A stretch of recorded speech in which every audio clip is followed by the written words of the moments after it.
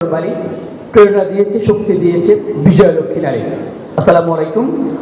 আজকে তারুণ্য উৎসবে উপস্থিত মাননীয় উপদেষ্টা মহোদয়, উপস্থিত আমন্ত্রিত অতিথিবৃন্দ, উপস্থিত আমার সম্মানিত শিক্ষকবৃন্দ, উপস্থিত আমার সামনে উপবিষ্ট একজাক লক্ষ্মী তারুণ্য, সবাইকে সংগ্রামী সালাম এবং আন্তরিক মোবারকবাদ জানাচ্ছি।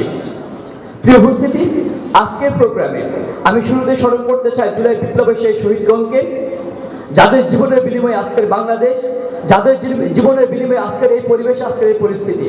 আমি স্মরণ করতে চাই আমার সে আহত ভাইদেরকে, আমার সে আহত বোনদেরকে, যারা হাসপাতালের বেডে এখনো কাতরাচ্ছেন, যাদের জীবনের বিনিময়ে, যাদের অঙ্গহানির বিনিময়ে আজকের বাংলাদেশ।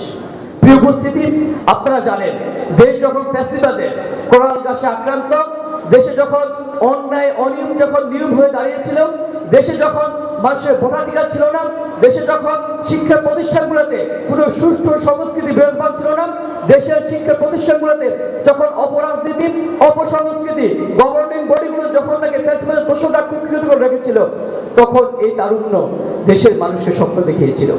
দেশের এক যুগ ধরে যখন নেতৃত্ব কিংবা আস্থাহীনতা তৈরি হয়েছিল, মানুষজন যখন অন্যায় অনিয়ম অবিচারকে মুখ বুজে সহ্য করেছিল দিনের পর দিন, মানুষ যখন একটা হাহাকার করেছিল, তখন এই তারুণ্য গলির মুখে বুক ফুলে দাঁড়িয়েছিল। আমাদের তারুণ্যকে বলা হয় আমরা নাকি দেশবিমুখ, আমরা নাকি আত্মকেন্দ্রিক, আমরা নাকি ফেসবুক টুইটার মিডিয়াতে আমরা আত্মমগ্ন হয়ে থাকি সবসময়।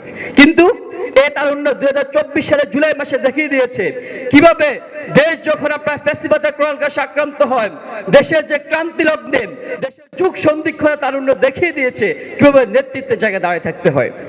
আমরা গুলির মুখে দাঁড়িয়েছি, আমরা জীবন দিয়েছি কিন্তু পিছপা হই নাই, আমরা দেখিয়ে দিয়েছি